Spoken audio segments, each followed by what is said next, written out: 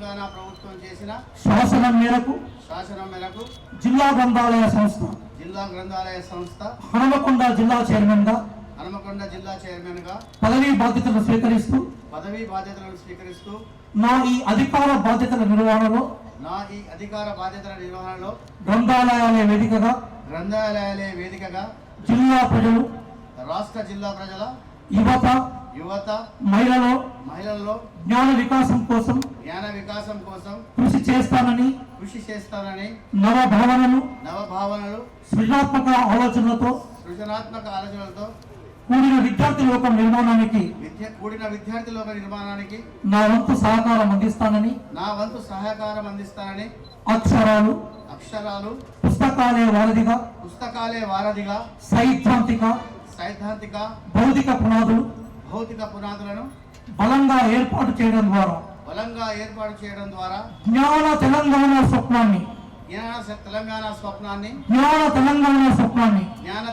స్వప్నాన్ని సాధించడానికి నిరంతరం పాటుపడతానని భారత రాజ్యాంగం పైన ప్రమాణం చేసి ప్రతిజ్ఞ చేస్తున్నాను.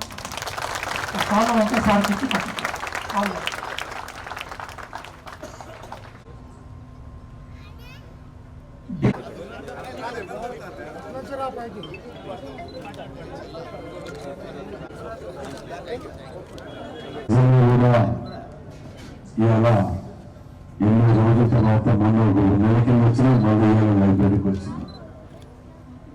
లైబ్రరీ ఉంటుంది, దేవాలయాలు ఉంటుంది. దేశ అభివృద్ధి, ప్రపంచ అభివృద్ధికి ఒక మ్యానుఫ్యాక్చరింగ్ యూనిట్ అది. దేశ ప్రపంచానికి మ్యానుఫ్యాక్చరింగ్ యూనిట్ అది. ఎందుకంటే పుస్తకం చదువుకునే వాళ్ళు ఎవరు చెడిపోలే. అది నా వయసు అయిపోయినట్టుగా తెలిసింది. అప్పుడు చదువుకోలే. సరే, ఏదైనా గ్రంథాలయాన్ని అభివృద్ధి చేయాలి అనే ఒక తపన కంపల్సరీ ఉండాలి. ఎందుకంటే ఆ రోజులలో నాకు ఎక్కువ అనుభవం లేకున్నా నలుగురు సలహా సూచనలు తీసుకొని ₹30 ఆ రోజుల్లో ప్రపంచాన్ని చూడాలంటే ఇంటర్నెట్కు ₹30 ఇంకా బయట ఎక్కడికి పోయినా ఒక నెట్ ఉంటే దాని మీద బయట 100 మంది నిల్చుంది. ఆ రోజులలో రాజశేఖర రెడ్డి గారు మన ముఖ్యమంత్రి గారు ఉన్నప్పుడు ఇక్కడ నెట్ తీసుకోవాలి, మనం నెట్ తీసుకొని ₹5కి లైబ్రరీ ఇంటర్నెట్ సర్వీసెస్ మనం ఓపెన్ చేయాలని ఉమ్మడి రాష్ట్రంలో మొట్టమొదటి ఓపెన్ అయిన ఇంటర్నెట్ అనేది లైబ్రరీ మన దగ్గర. సిస్టమ్స్ లేవు. మనం ఎట్లా సార్ అంటే రాటిఫికేషన్ కింద అత్యవసరంగా తర్వాత లెక్కలు చూసుకున్నాం, ఫస్ట్ అయితే మాకు చెప్పేయండి అని చెప్పి సంతకాలు కానీ ప్రాసెస్ కానీ తర్వాత చూసుకున్నాం. రాటిఫికేషన్ కింద అంటే 10 నుంచి 18 సెట్లు ఆ రోజుల్లో ఇస్తే ముఖ్యమంత్రి గారు ఈ రోడ్డు మీదకి వెళ్ళి బస్సు యాత్ర పోతున్నారు. యాక్చువల్గా మెయిన్ రోడ్ మీదకి వెళ్ళి పోవాలి. అప్పుడు స్టెఫెన్ కూడా ఎస్పీ గారు ఉంది, వాళ్ళు రిక్వెస్ట్ చేస్తే చాలా మంది పెద్దలు ఈ ప్రోగ్రామ్ సక్సెస్ అవ్వడం కొంతమందికి అప్పుడు ఇష్టం లేకుండా వాళ్ళు ఎస్పీ గారు ఉంది, మీకు ఇంత మంచి కార్యక్రమాన్ని డెవలప్ చేస్తా అని ఆ టర్నింగ్ మీద కాన్స్టేబుల్ పెట్టి ఇట్లా అని పెట్టి ఇట్లా వచ్చాయి. బస్సు వేసి అన్నిటి డెవలప్ అయ్యి ఇక్కడికి వచ్చి దిగి రాజశేఖర రెడ్డి గారు ఓపెన్ చేస్తే ఇంత మంచి కార్యక్రమాన్ని ఎందుకు మరి మినిట్స్ బుక్లో పెట్టలేదు అని చెప్పి అడిగినప్పుడు ఆ రోజు ఇంటర్నెట్ ₹5కు ప్రపంచం చూసే విధంగా మనం చేయగలిగాం. ఇన్స్టాలేషన్ అనేది కూడా ఆ రోజునే స్టార్ట్ చేస్తున్నాం. చాలా మటుకు ఈ లైబ్రరీలను ఏ విధంగా నిర్వహణ చేసిందంటే అందులో రిటైర్మెంట్ తప్ప రిక్రూట్మెంట్ లేదు. 3 మండలాలకు ఒక్కరు ఇన్ఛార్జ్. ఆ లైబ్రరీని ఎక్కడున్నామంటే ఇక్కడున్నామంటే అక్కడున్నా అని ఇంట్లో లేదు. అదొక స్వీపర్ ఇంకెవరి మీద వదిలేసి తిరిగిన సందర్భాలు ఉండేవి. అంటే వీటిని ఆ విధంగా నిర్వహణ చేసుకుంటూ వస్తుంటే ఉన్న డిపాజిట్స్ మీద నడుపుకుంటూ వస్తుంటే 6 జిల్లాలు ఉమ్మడి జిల్లాని 6 వైద్యులుగా విభజించారు. మేము ఉన్నప్పుడు 12,000 రూపాయలు వెహికల్ అలవెన్స్, 2,000 రూపాయలు హాంగోరియం అంటే జీతం తిరిగి మాకు 2,000 రూపాయలు ఇచ్చేది. గౌరవ వేతనం హాంగోరియం అంటే అదే. సో దానికి ఎవరు ఏం చేసేదో చూడండి. 6 జిల్లాలు చేస్తే ఏం నష్టపోయింది అంటున్నారు కదా. ఒక్కొక్క జిల్లాకు ఒక్కొక్క లైబ్రరీ చైర్మన్కి ₹1,00,000 సుమారు, అంటే 6 లక్షల రూపాయలు. ఇప్పుడు నా అప్పుడు 15,000, ఇవాళ 6 లక్షలు. అంటే ఏ విధంగా 6 చైర్మన్లను విభజించి అంటే ఏం నష్టం జరుగుతుందో ప్రజా సొమ్మును ఏ విధంగా గత ప్రభుత్వాలలో దోసుకున్నారు అని చెప్పడానికి నేను ఇలా అప్పుల పాలన, జీతాలు రాక, పెన్షన్ టైంకు రాక ఇబ్బందుల పాలవుతుంది. అప్పు చేస్తే రోజు కోడి రోజుకొని తినవచ్చు, రోజు మనం షాపింగ్ చేయవచ్చు. ఏదో బడ్జెట్ తోటి పొదుపుగా వాడుకొని పోతే అన్ని సాధించవచ్చు, భవిష్యత్ తరాలకు అందించవచ్చు. వనరు అనేది గుర్తుపెట్టుకోవడానికి జిల్లా విభజనలు ఇవాళ ఒక నాయకుడు అంటున్నాడు, అవును 6 జిల్లాలు చేసి హక్కు పెట్టాలి, దమ్ముట హక్కు పెట్టుకోండి అని చెప్పి మాట్లాడుతున్నారు. అలవాటు పడిపోయిన తర్వాత అక్కడ మా ఎంఆర్ ఆఫీస్ మా గుంపాలపల్లి మాకే ఉన్నది, నెలవిది మాకే ఉన్నది. అలవాటు పడిపోయిన తర్వాత హక్కు పెట్టగలుగుతామా? జీతాలు ఇచ్చే స్తోమత ఉన్నదా? అంతమంది స్టాఫ్ ను రిక్రూట్ చేసే స్తోమత ఉన్నదా? ఎవరు బిజినెస్ పెడతారు, 4 బ్రాంచ్లు పెడతాను అంటే అక్కడ చూసుకునే వ్యక్తులు ఉండాలి. చూసుకోకుండా వదిలేస్తే ఏం జరుగుతుంది నష్టం అనేది అర్థం కాక ఏది పడతారు, ఎట్లా పడితే అట్లా చేసి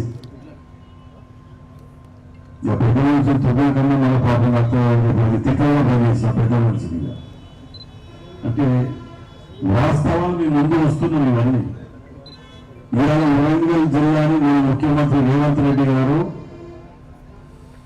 కొత్త జిల్లాగా చూడబోతున్నామనడానికి వాళ్ళు ఇచ్చినప్పుడు వరాలు కాదు, వాటిని నిధులు అదే సాక్ష్యం మనం చెప్పుకోవడానికి గర్వంగా. ఇవాళ ఎమ్మెల్యేలందరం కూడా ఒక టీం వర్క్ చేసి ఇవాళ రైతులకు నిధులు తీసుకురావడానికి రాష్ట్రంలో వారి నియోజకవర్గంలో అయినటువంటి నిధులు ఇచ్చిండ్రు.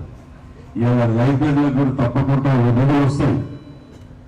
వాటిని కూడా ప్రాపర్గా తయారు చేసి ఏం అవసరాలు ఉన్నాయి ఏంటి అనేది రియాజ్ గారు వారు చాలా చదువుకొని 10 మందికి మేధావులను తయారు చేసిన యూనివర్సిటీకి 5,000 ఎప్పటికేలో ఈ 5,000 రాకముందుకెళ్ళా పడుతున్న వారు ట్రైనింగ్ పెద్ద పెద్ద స్కూల్స్ కాలేజీలో ట్రైనింగ్ ఇస్తారు వాళ్ళు.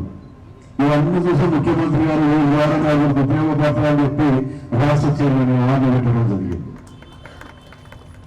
మేము ఒక వ్యూహం ప్రకారం పోతున్నాం. ఈ పదవుల అలంకరణ అనేది కూడా ఇవాళ అజీజ్ గారికి చేయటానికి గతంలో మొదటికే పార్టీని పట్టుకుని ఉన్న వాళ్ళు కూడా ఉన్నారు. వాళ్ళందరికీ 7వ తారీఖు తర్వాత తప్పకుండా సంవత్సరం కంప్లీట్ అవుతుంది. ఈ సంవత్సర కాలం మేము అందరం నిధులు పట్టుకురాగలిగినాం. జిల్లానికి చరిత్రలో లేనటువంటి నిధులు పట్టుకురాగలిగినాం. 7వ తారీఖు తర్వాత నిధులు అని ఇప్పుడు అభివృద్ధి అనేది నిరంతర ప్రక్రియ జరుగుతూనే ఉంటుంది. 7వ తారీఖు వరకు ఈ కార్యక్రమాలు అయిపోయినాక డివిజన్ స్థాయి నుంచి మొదలు పెడితే మీ దాకా జెండా భుజాలు పెట్టుకొని తిరిగిన ప్రతి ఒక్కరికి న్యాయం జరిగేదాకా మేము ఉద్యోగంలో ఏదో అయిపోయింది మర్చిపోయినాడు కొందరు ఉంటారు, ఒకరిద్దరు వేయడానికి. రాజకీయాల్లో వ్యూహాలు ఉంటాయి, ఇలా అధికారులు రావడానికి కొన్ని వ్యూహాలు ఉంటాయి. ఆ వ్యూహాలలో పోయినప్పుడు మనం చాలా మటుకు కొన్ని త్యాగాలు నాకే ఉన్నది. అధికారం రావటానికి వ్యూహాల భాగంగానే 4 సార్లు టికెట్ ఇచ్చిన ఓపికతో పట్టుకొని పార్టీని పట్టుకొని ఉన్నందుకు నాకు అవకాశం వచ్చిందా రాలేదా దాన్ని గుర్తుపెట్టుకొని అందరం కలిసికట్టుగా కొత్త పాత ఏది లేకుండా అందరం కలిసికట్టుగా ఎవరు పనిచేస్తున్నారు ఎవరు చేస్తలేరు అనేది చూస్తూనే ఉంటాం కదా, కొందరు ఉంటారు ఏ పని చేయకుండా ఇంకొక చేయడం కూడా రానియాడు. కొందరు పని చేస్తారు, చేసిన పనులు వాళ్ళకి నష్టం ఇలా ఉంటుంది. కానీ వారు అందరినీ గుర్తు పెట్టుకోలేనంత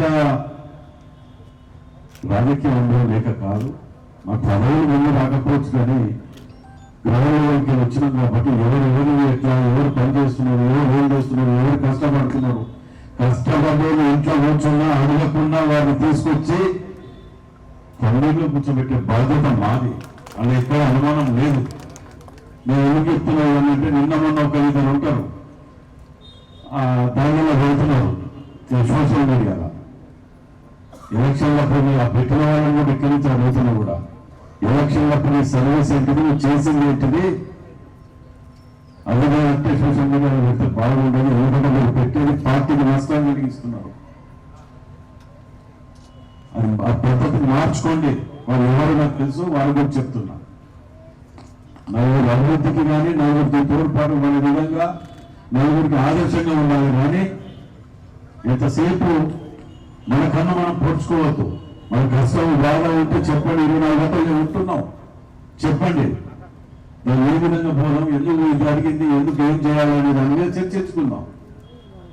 అంతేగాని నేను చేసేది అలా నేను ప్రపోజల్ అజిస్కాన్ గారికి కావాలి, వారి వాస్తవానికి స్టేట్ చైర్మన్ అడిగాను. నేను అక్కడ ఎమ్మెల్యేలు ఆశించడానికి వాళ్ళు, ఇంకా బలపడే వాళ్ళు, ఇంకా చాలా వాళ్ళు ఉండటం వల్ల రాలేకపోతే నేను రిక్వెస్ట్ చేసి ఇప్పుడు లైబ్రరీ ఉండనియండి, ఇప్పుడు అవసరం మనకు, తర్వాత మనం భవిష్యత్తులో ఆలోచిస్తాం అని చెప్పి నేను రిక్వెస్ట్ చేసి నవరాలన్నా కానీ ఇంక మిత్రాలన్నా రిక్వెస్ట్ చేసి వాళ్ళని ఇక్కడ కూర్చోబెట్టడం జరిగింది. అంటే దాంట్లో మాకు వ్యవహారం అధికారంలో రాకపోతే ఇంకా ఎన్ని పాపాలు చూస్తుందో తెలుసా? మనం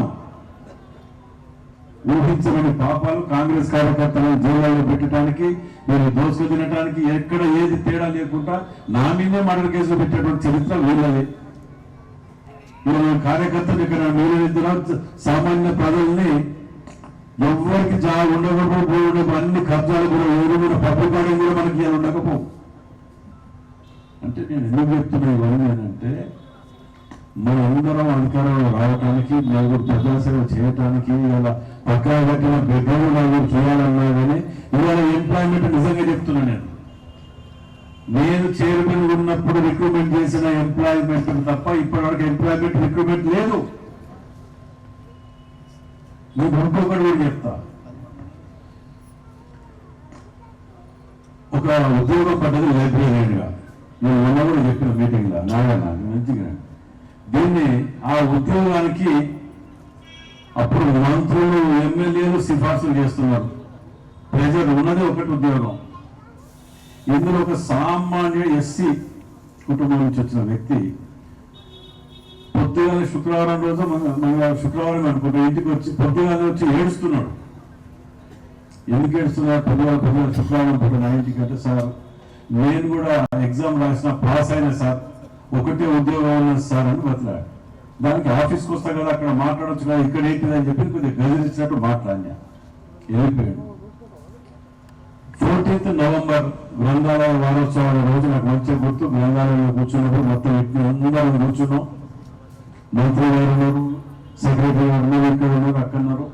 దానికి ఏజెంట్లు బయట కలెక్ట్ చేస్తాను దుకాణం పేరు చెప్పి నేను ఇప్పిస్తాడా, నేను ఇప్పిస్తాను. ఇవన్నీ జరుగుతున్న తరుణంలో అతను అటెండర్ ట్రే పట్టుకొని ఛాయలు పట్టుకొని తిరుగుతున్నాడు ఇసుకుంటా వచ్చిన మీలాంటి వ్యక్తులు. అక్కడ నేను మైక్ పట్టుకొని ఇట్ని అడిగిన, ఇది పరిస్థితి ఉన్నది, నేను ఇతనికి ఇయ్యాలంటాను అనుకుంటాను, గ్రంథాలయంలో కూర్చొని అటెండర్గా చదువుకుంటూ పాస్ అయిండు, ఇతనికి ఇయ్యాలనుకుంటానా, నీకు ఎవరికైనా ఆబ్జెక్షన్ ఉన్నదా అని అడిగిన. ఎవరైనా మాట్లాడతారా? ఇక ఇక్కడ వేరే వాళ్ళు పేరు చెప్పిన వాళ్ళు కూడా ఉన్నారు.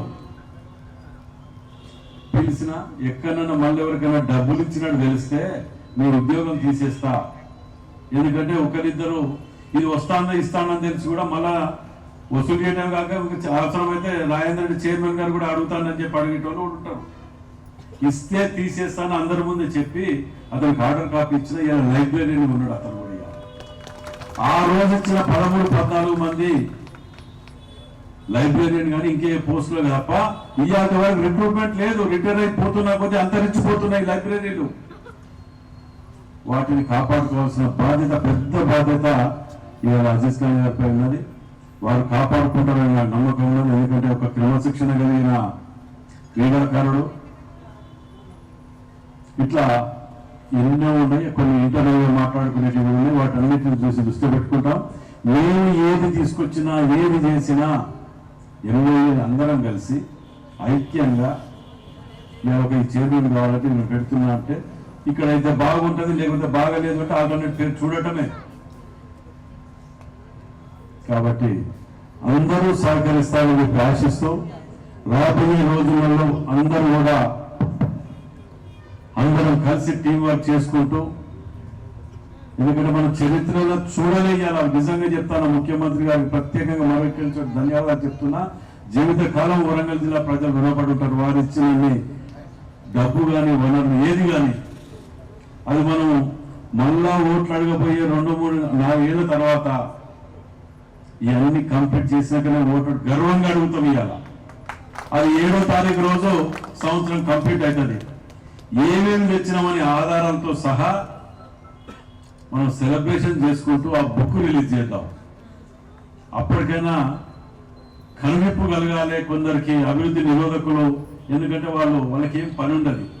ఎంతసేపు అడ్డదారులు అధికారంలోకి రావాలి, ఒకడు కులం మతం పేరు చెప్పి రావాలి, ఒకడు ప్రాంతీయ తత్వాలు రెచ్చగొట్టి రావాలి. మనం మహిళలకు ఫ్రీ అంటే ఆటోలను రెచ్చగొట్టాలి, కాలువ మంచిగా చేస్తామంటే పక్కన వాసులను రెచ్చగొట్టాలి, కొత్త ఇల్లు ఇచ్చి వారికి పునర్నివాసం కల్పిస్తామన్న వాళ్ళని రెచ్చగొట్టాలి, యూట్యూబ్లలో ఏడుపులు తిట్లను పెట్టి సర్క్యులేట్ చేయాలి.